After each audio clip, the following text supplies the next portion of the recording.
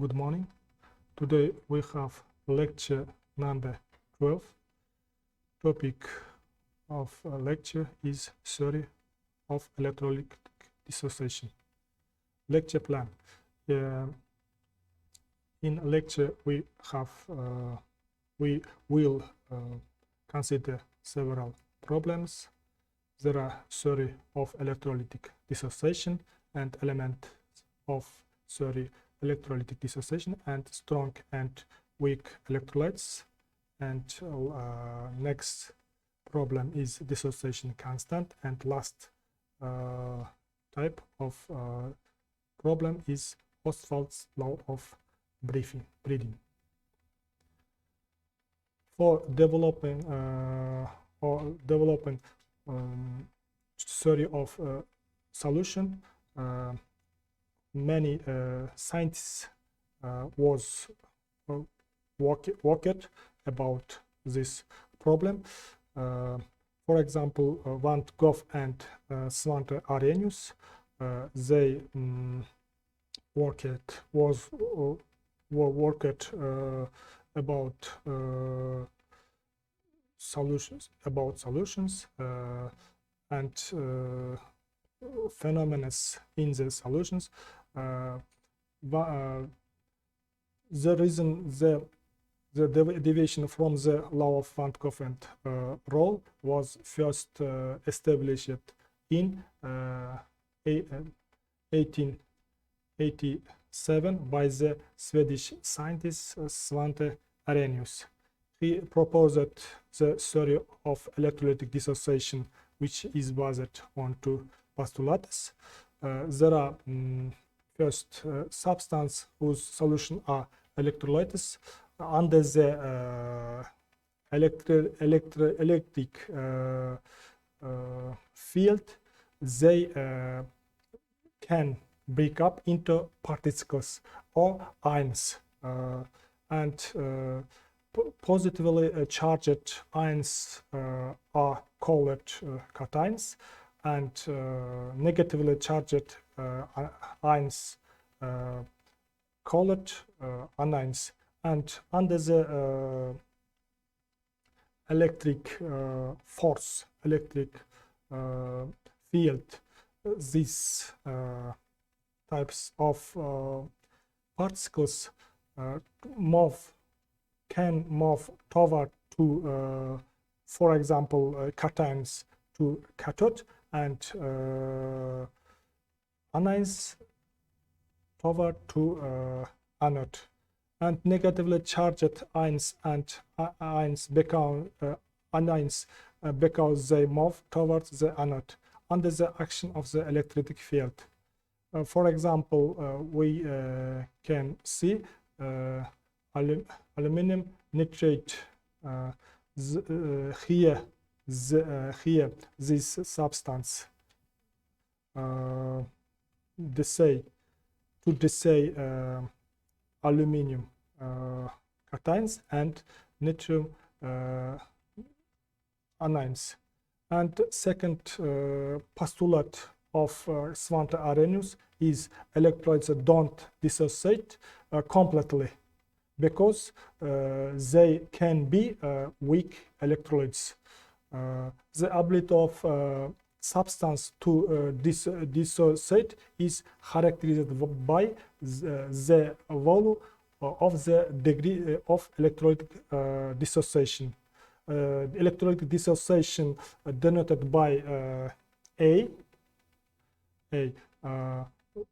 On slide you can see formula for calculate this value. A equal to n ionized and divide and dissolved. The cause of electrolytic dissociation is from the side of the dissolved substance and from the solvent side. About dissolved substance, we can say about the nature of chemical bonds in a compound. About solvent side, we can say dipole character of the solvent. The mechanisms of electrolytic dissociation was significantly developed by scientists Kabluk and Kistakovsky. They established when the electrolytic is dissolved, the chemical interaction of the dissolved substance with water occurs, and second, which leads to the formation of hydrates, and then they dissociate into ions. Hydrated ions are in the solution. About second mechanisms of electrolytic dissociation, we can say the sequence of process occurring during dissociation. Orientation of water dipole molecules near crystal ions. On the next slide, you can see about dissociation equation for different types of chemical substance. For example, sodium chloride and hydrogen chloride. And we can divide all the electrolytes to strong and weak electrolytes. Strong electrolytes are strong acids, strong basics, and most soluble salts can be. And there are bromine acid, iodine acid, and sulfur acid, and other. About weak electrolytes, we can say weak acids such as carbon acid, borium acid, nitrogen acid, and other. About weak base and amphoteric metals, metal hydroxides, we can say beryllium hydroxide, magnesium hydroxide, iron hydroxide, and other. About dissociation constant, we can say following in a solution of strong electrolytes, dynamic equilibrium is established between undissociated molecules and ions. For example, we can use acetic acid. Here we can see dissociation constant for acetic acid. Key dissociation equal to hydrogen ions and other ions and other substance. Next, on next slide, we can see Ostwald law of dilution.